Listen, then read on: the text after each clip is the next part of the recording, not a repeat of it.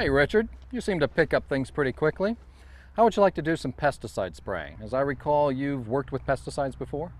I helped with some pesticide spraying a couple of years ago, and I'd like to learn more about it. Excellent. Now, before you get started, I'm going to need to give you a little bit of training. Okay, when do we start? We can start right now. Let's go on inside. First thing we'll do there is I'll show you some pesticide labels so you can learn how to protect yourself from pesticide exposure, and you'll know what to do if you get exposed.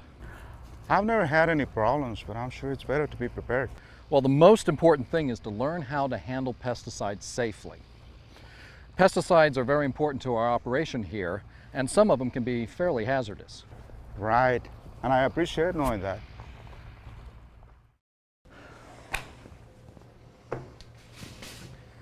All right, now, the pesticide label is a legal document, and you need to read it very carefully and follow the requirements and use directions. What do you mean when you say legal document? Well, I mean that the law obligates me to make sure that anyone handling pesticides on my property follows these directions. And if I didn't do that, would I be breaking the law? Yes, the laws are there to protect you. I guess pesticide labels deserve serious attention. Well, they do. Labels contain a lot of important information, such as how to avoid exposure, what personal protective equipment to wear, crops the pesticide can be used on, what rates to use, and which pests they control. All that? Even more. Sometimes there's too much information to fit on the pesticide container, so manufacturers print this supplemental labeling. This is just as important as the container label. Okay.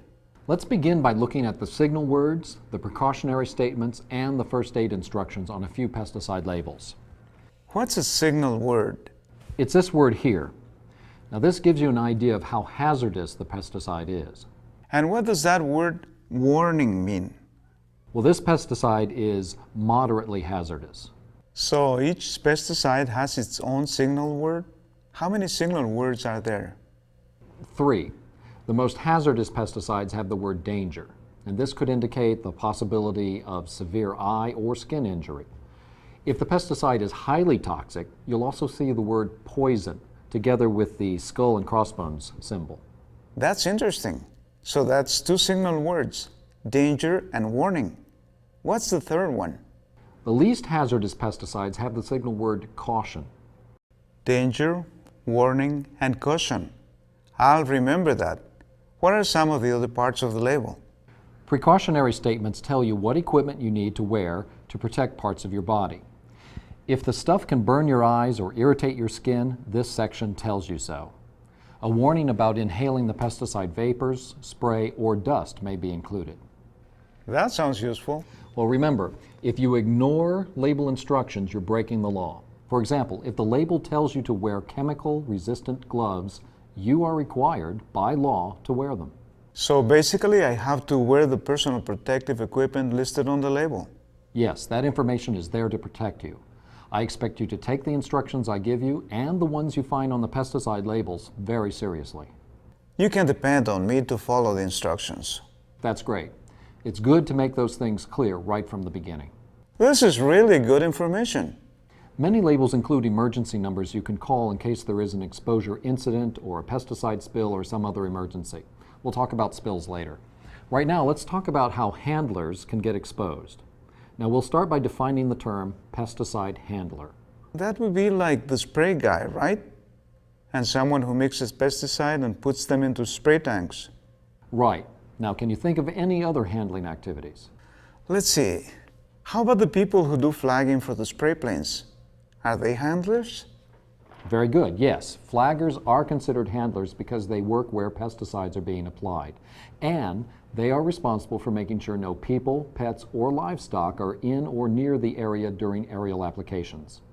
So who else is a pesticide handler?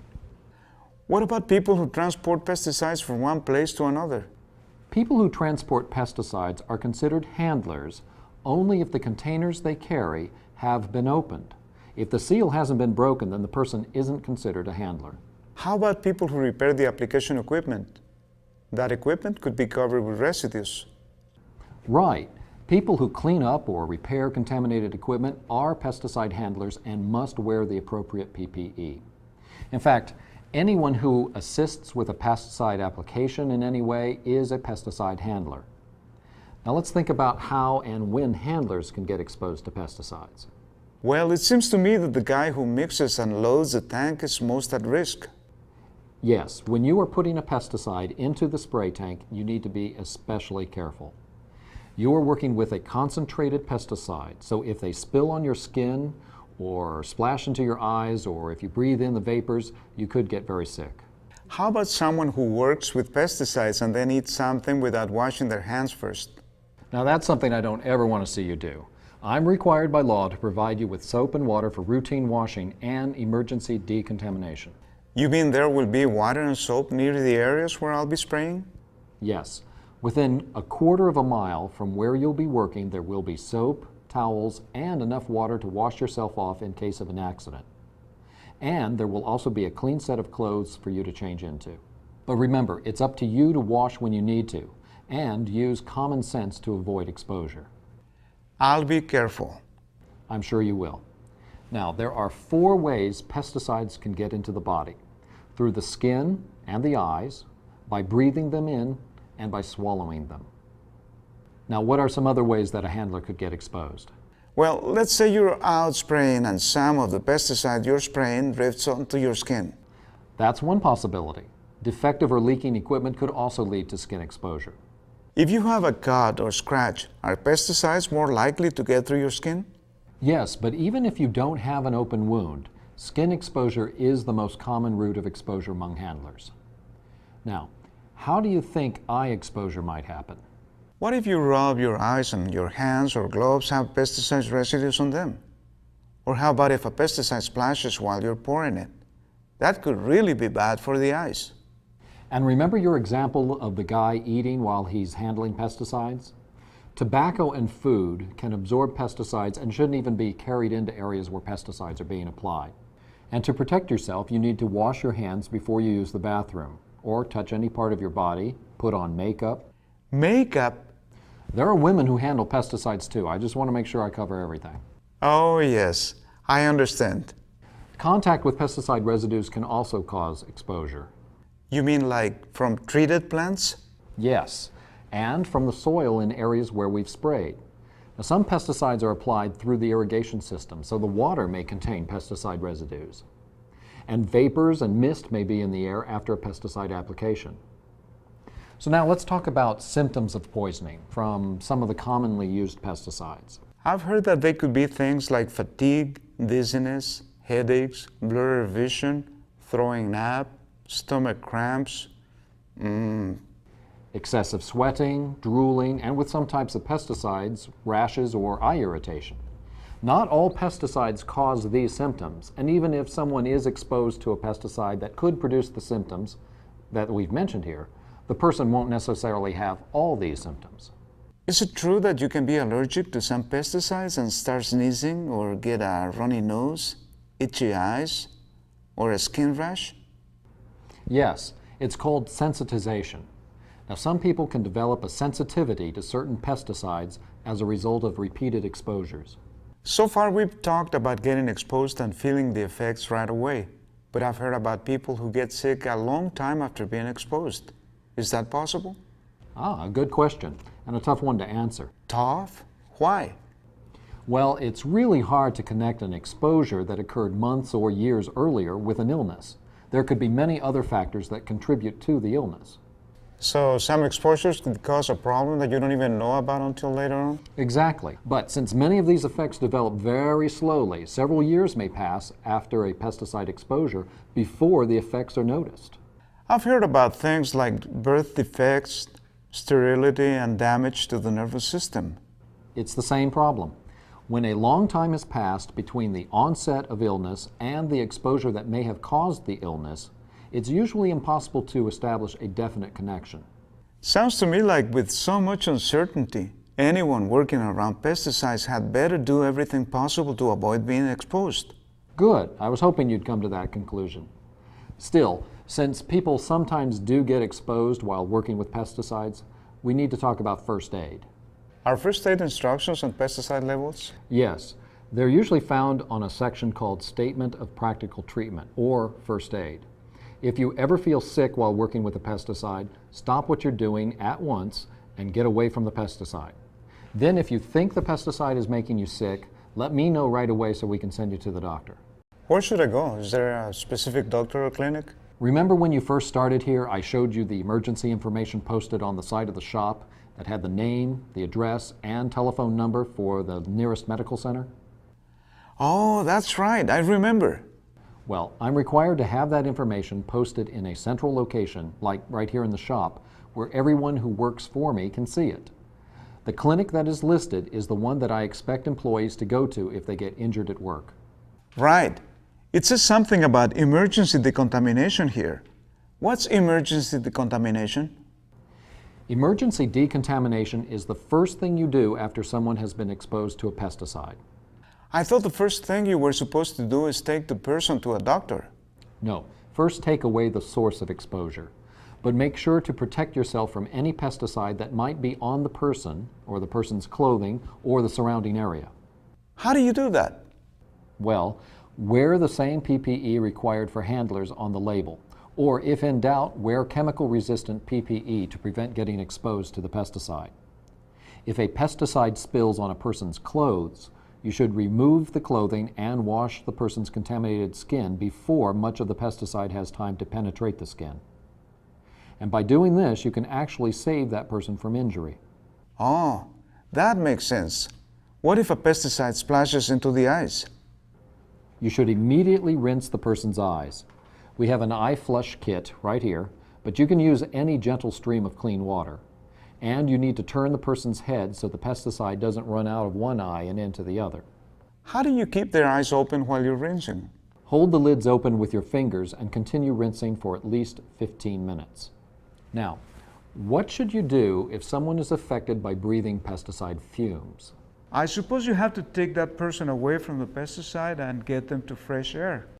Right, but remember, if they are in an enclosed area, wear a respirator. Once you've taken the person outside, then loosen any tight-fitting clothing. If they have stopped breathing, you need to give mouth-to-mouth resuscitation. Do the first aid instructions on all pesticide labels give the same information you just told me?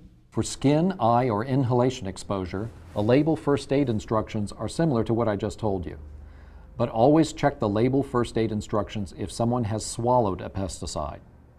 Some labels recommend inducing vomiting, but others warn against this because the pesticide is corrosive and vomiting could increase the damage to the person's throat and lungs.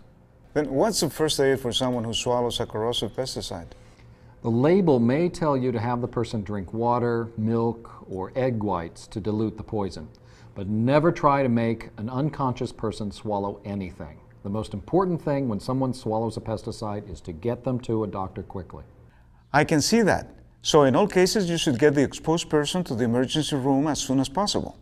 Well, if the person has inhaled or swallowed a pesticide or got pesticide in their eyes, take them to the doctor immediately. But for skin exposure, if you decontaminate the affected area immediately and the person feels okay, it may not be necessary to take him to the doctor unless the label specifically says so. But whenever someone is exposed to pesticides, call the office immediately. Explain the situation to us, and we'll tell you if a trip to the emergency room is necessary. Are there any special things to consider when taking someone who has been injured by a pesticide to the doctor? Yes. First, never let the person drive alone. Someone else should drive. Okay. Is there anything else? If you take someone who has been injured by a pesticide to a medical facility, bring a copy of the label and the material safety data sheet, and be ready to explain how the person got exposed. What if the only label around is the one from the container and it's covered with pesticide? Then copy down the brand name, the common names of the active ingredients, the EPA registration number, and the medical instructions. Well, I can see there's a lot to learn about pesticides. Yeah, and we're just getting started, but that's enough for one day. Tomorrow morning, I'll meet you back here and we can talk about how to avoid exposure. All right, Murray. I'll see you tomorrow morning.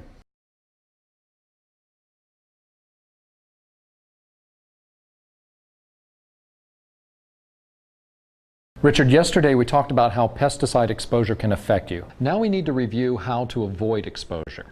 That sounds important. It is. Now we'll start by taking a look at some more pesticide labels. Now this label tells you what personal protective equipment you need to wear. Why don't you take a look at it and tell me what it says? It says long-sleeved shirt and long pants and shoes and socks. Yes, that is the protective clothing you need to wear when applying this particular pesticide. Some pesticides require you to wear additional personal protective equipment, such as a pair of coveralls. Now what about for the person who is mixing and loading the tank? You mean the person mixing and loading the pesticide needs different PPE than the guy who sprays? Yes, look again. Oh, you're right. The part that I read is just for the applicator.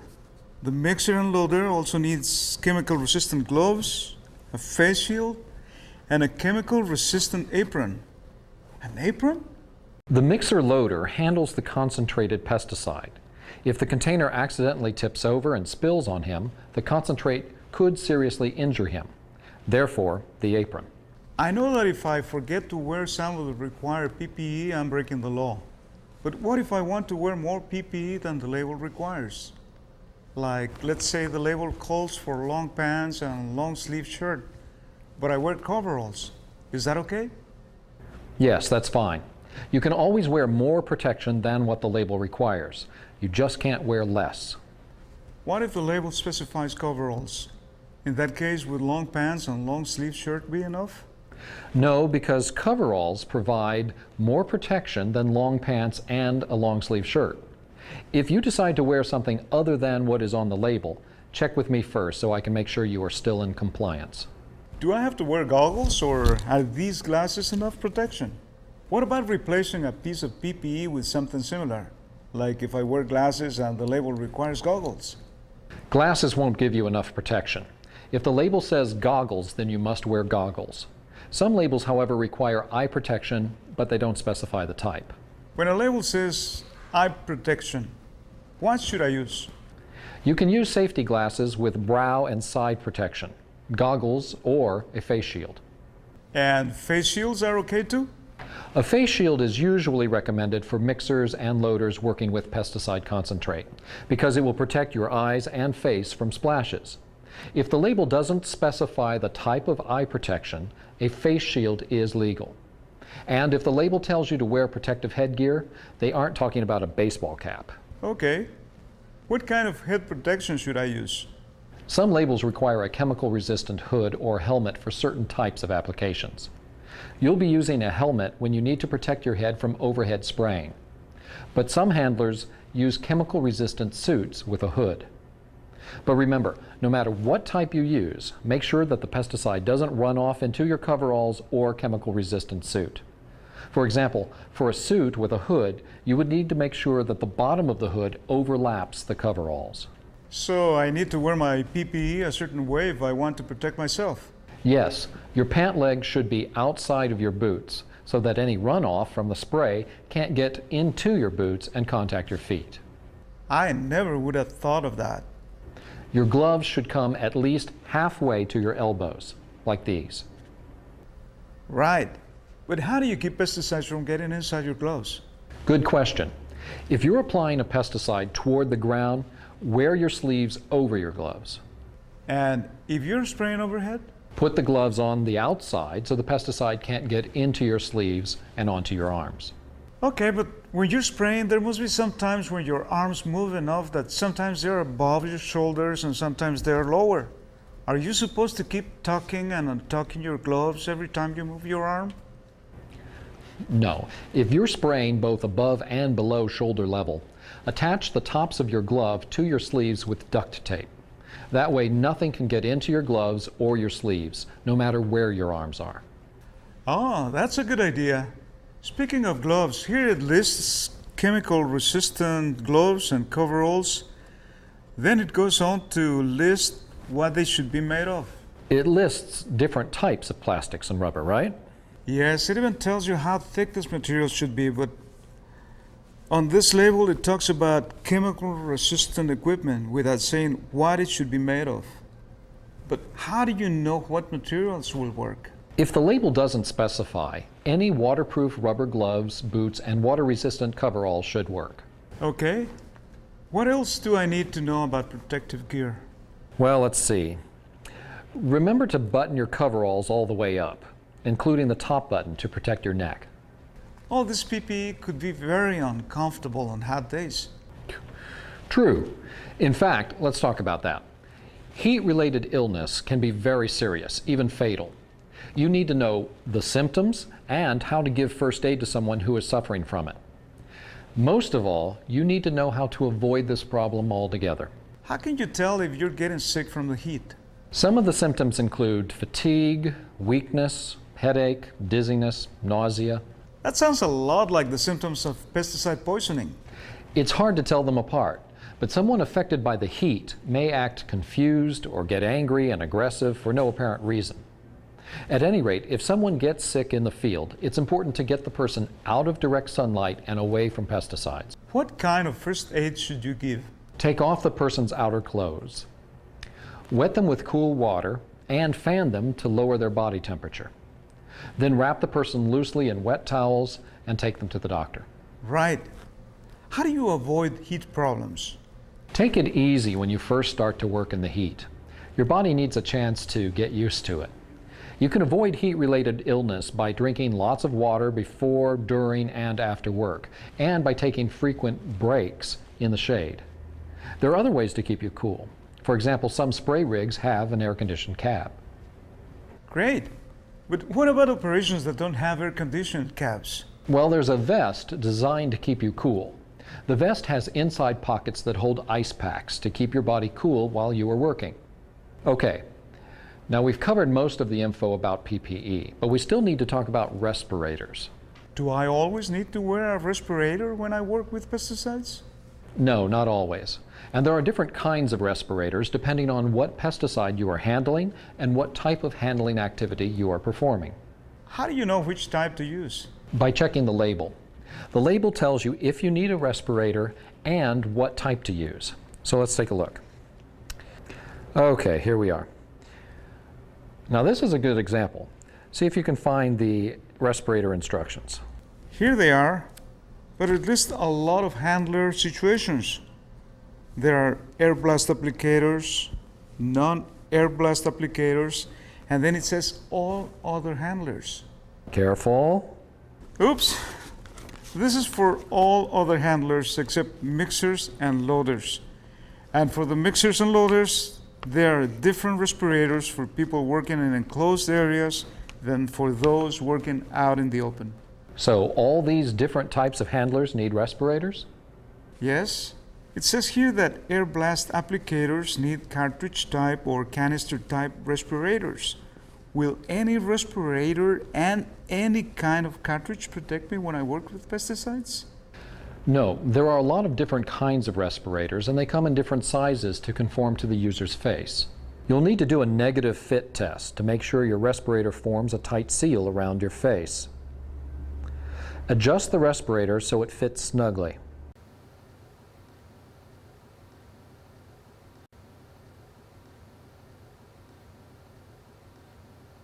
Cover the cartridges and breathe in. If the respirator is fitting correctly, air shouldn't be able to pass through the seal between the mask and your face.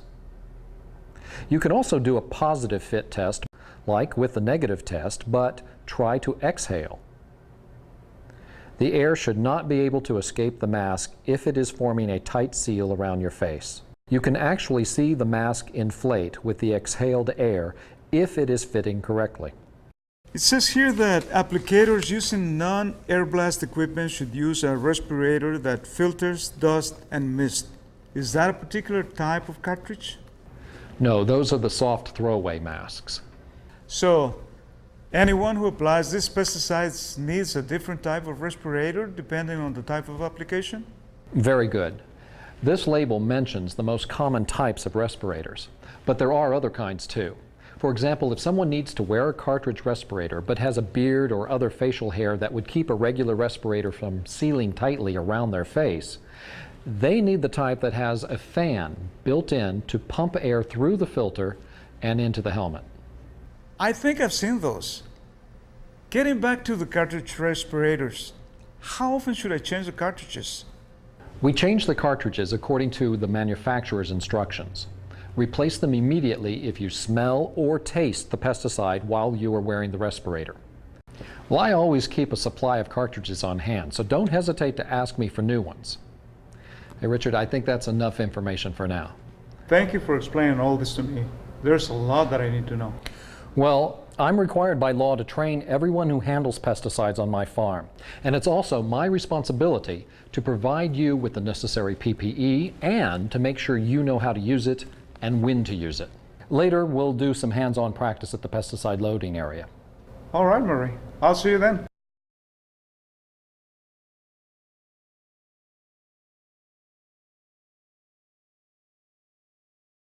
Okay, Richard. Today we're going to talk about transporting pesticides, opening containers, and mixing and loading. Then we'll cover spill cleanup and container storage and disposal. Great. I'm looking forward to getting some experience. It's been a while since I've done this. All right, first let's talk about transporting pesticides. Now, when you transport pesticides, there are some rules you need to follow. For instance, never put pesticides in the passenger compartment. They should only go in the back of the truck. And don't let people or pets ride in the back with the pesticides. And the containers need to be tied with a rope or something so they can't tip over, right? Yes, that's right. Secure the containers to make sure they can't fall out, tip over, or roll around. And make sure there's no food, animal feed, clothes, or anything else that could be eaten or touched by people or animals in the back of the truck. All right, I'll remember. Now, let's go over the procedures for preparing for a pesticide application. Okay, what should I do first? Now, before you open a pesticide container, make sure that the weather isn't a problem. You don't want to mix up a tank of pesticide if it's too windy to spray or if it's about to rain. I shouldn't spray if it's windy? Right. Too much wind causes pesticides to drift. There's the risk of contaminating the environment or exposing other people to the pesticide. What if there's just a breeze? A slight breeze is okay, but even moderate wind could carry the spray away from the area. And you shouldn't apply most pesticides if it's about to rain. If you have any doubts about an application, check with me before you start. I will. I don't want to make any mistakes. After I check to make sure the weather's okay, what's next? Never mix or load pesticides near ponds, streams, wells, or ditches. Would that be true for cleaning the spray equipment after the application too? Yes, definitely. Thanks for thinking of that. It's important to protect water sources. Keep the label with you so you can easily check it. Are these pesticides? We're going to work with plastic jugs filled with water as if they were pesticides. You'll make a tank of mix of these two, and then later on you'll spray. Now, I want you to get some hands-on practice before you start working with real pesticides. So check these labels to find out what PPE you need. Which label should I check? You need to look at both labels and compare PPE recommendations. Then choose the PPE that provides the most protection. For example, if one label says to wear coveralls and the other one says long sleeves and long pants, wear coveralls because they provide more protection. Let's see. I've got a face mask, my arms and legs are covered, I'm wearing shoes and socks. Now I need a pair of chemical resistant gloves. I was hoping you would grab those. I put them in the pile on purpose so we would cover a very important point. Now, these gloves are lined with cotton, which absorbs pesticides. All right. And if that happens, I would be exposed to pesticides every time my skin touches the inside of the glove. Exactly. These are the gloves that you would use when handling those pesticides. So, what do the labels say about a respirator? Well, this one doesn't mention respirators, but this one says that if you measure the pesticide in an enclosed area, you need a cartridge respirator, the kind that is used for organic vapors. But I'll be doing this outside, right? Yes, we do all of our mixing and loading out of doors. Okay. Then I need one of these dust mist filtering masks. Is there any other PPE that I need for mixing and loading?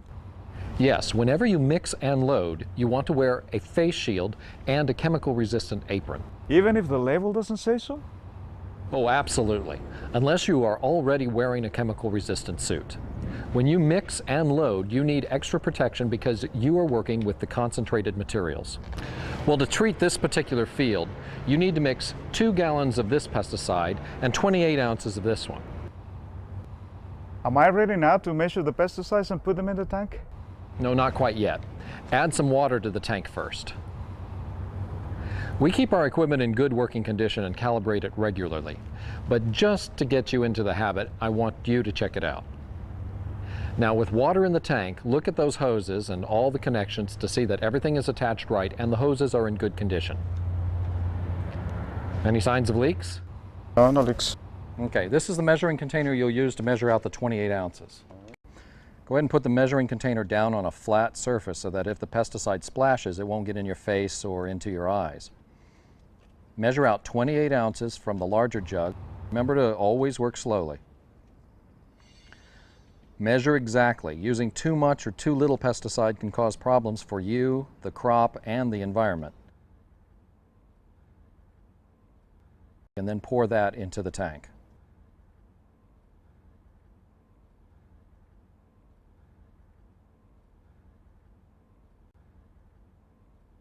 Since the other one is a 2-gallon container and you need 2 gallons of the pesticide, you'll empty the whole jug into the tank.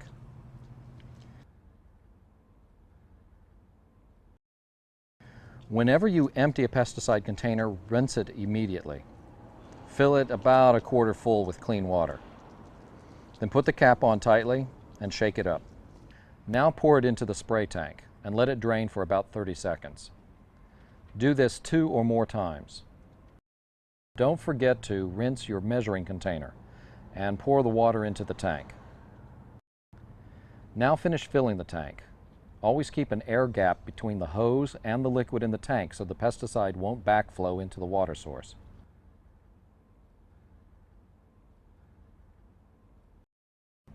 Now, these are liquid formulations, but you'll work with powders too, and there's a special way to open the bags. Use a sharp knife or scissors. I keep scissors in the storage room just for opening bags. Always wash them with soap and water after each use. Now, if you rip the bag open, you'll risk spilling the powder and it can get all over you. Let's talk about what you need to do if you spill some pesticides. Does that happen a lot?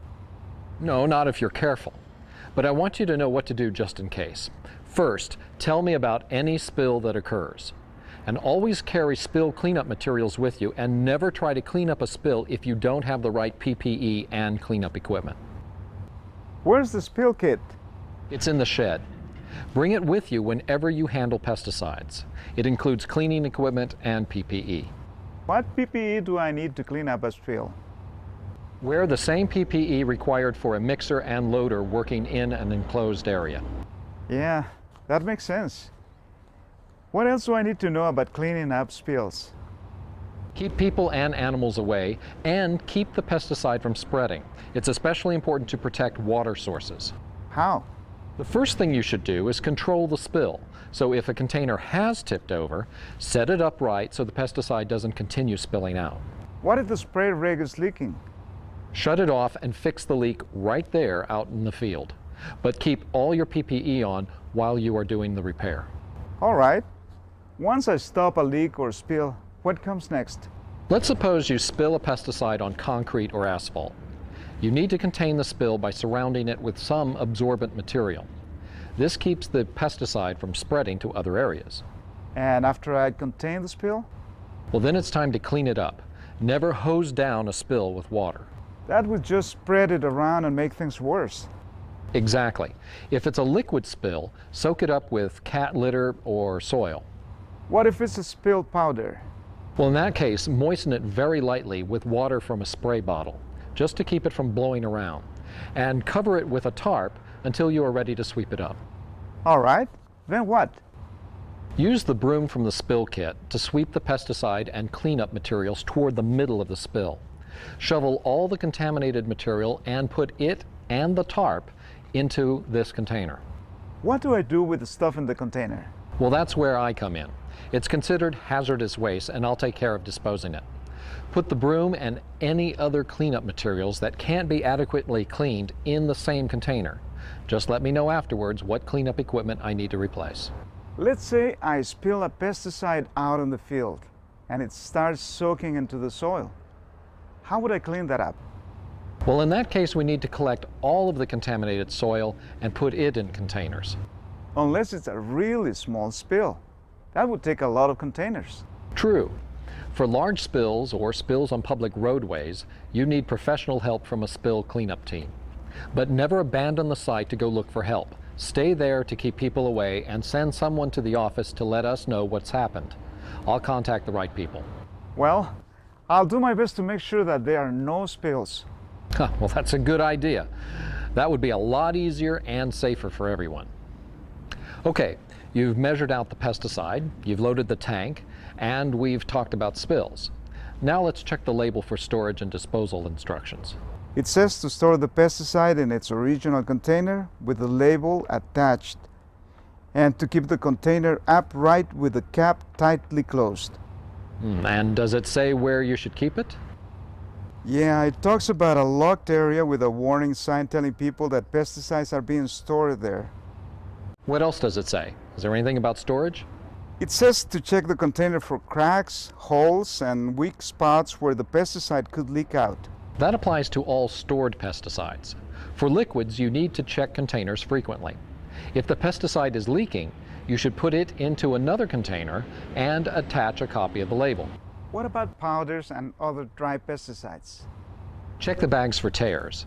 Tape rips to prevent leaks, or seal the pesticide, the torn bag, and all in a plastic bag. Anything else about storage in there? Yes, you're supposed to keep the pesticide in a dry, cool area, never below freezing or above 90 degrees. Good. Now check the container for disposal instructions. Oh, here they are. It says here to make sure that the container is completely emptied and rinsed before throwing it away. And never use empty containers for food, feed, or drinking water. A very good rule. No one should use pesticide containers for any other purpose. They have pesticide residues no matter how well they are washed. Go on.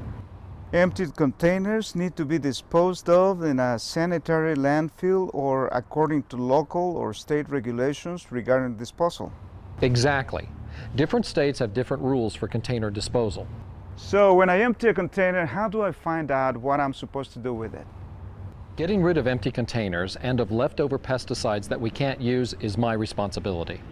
Your job is to never leave empty containers lying around.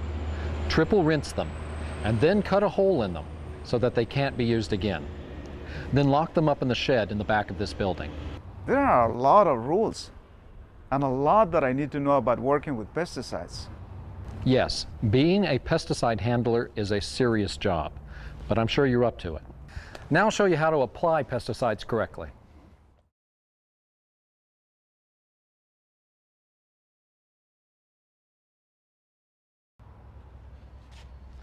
Okay, Richard, you've filled the tank, and now you're ready to do a little practice spraying. But before you start, there are certain things you need to think about. What sort of things? Well, before you begin, you need to make sure that there are no people, pets, or livestock in or near the application area. If someone is already there, should I ask them to leave? Yes, and don't start spraying until they do. Okay. What else do I need to check before I apply pesticides? Well, there's a creek running through my property, and you need to make sure that pesticides never get into the water, either directly or by drift. Have you noticed how I've left an unplanted area right alongside the creek? That's so there's no reason to ever spray pesticides next to the water.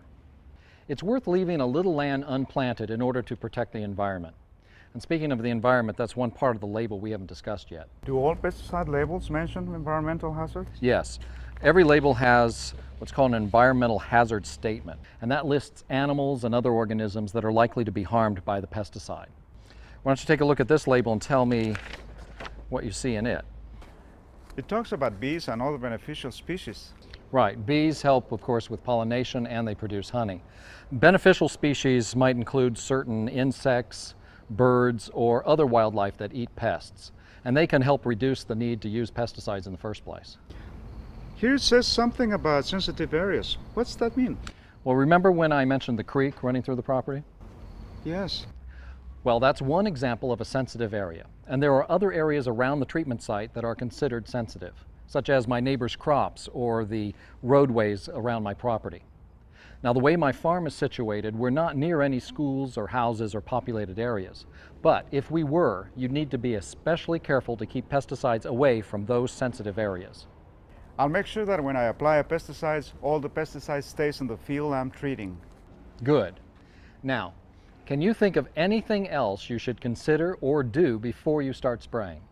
Yes, I need to make sure that I'm wearing the right PPE, and I need to make sure that I'm wearing it correctly, with my pant legs over the boots, gloves, and sleeves in the right position. Very good. Always check your PPE for tears, for stretched elastic, broken seals, any other defects before you put it on. Okay, it looks good. Also, before you begin to apply a danger or warning pesticide, make sure that you have an extra set of work clothing, that there is soap, water, and single-use towels nearby. And if the label requires eye protection, then you must also have a pint of clean water within your reach while you spray. So now it looks like you're ready to do a little spraying. Go ahead and get your PPE on. Remember to keep an eye on the areas you've treated to make sure that the plants are receiving uniform and thorough coverage.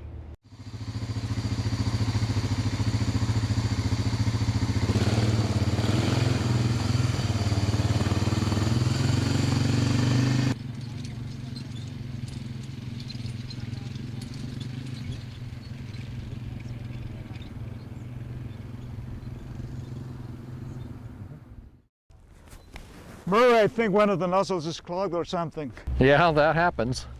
How do I fix it? Well, in a way, it's good that the nozzle clogged. It gives me a chance to explain how to clean it. Do you see that brush? Always use this brush to clean nozzles. Never try to unclog a nozzle with your mouth or a piece of wire or anything metallic. I know that you could get exposed to pesticides if you try to blow through the nozzle. But why can't you use a wire or other type of metal to unclog it? Well, nozzles are made so that an exact amount of spray flows through them. Metal can distort nozzle openings and affect the spray. Oh. So take this brush and see if you can unclog the nozzle.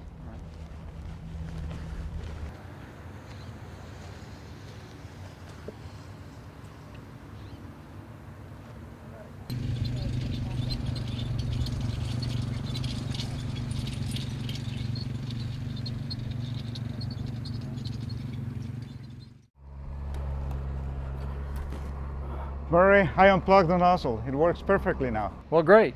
Well, Richard, you've had a little practice spraying. I think you got the idea. Next part of your training, we'll go over personal cleanup, okay?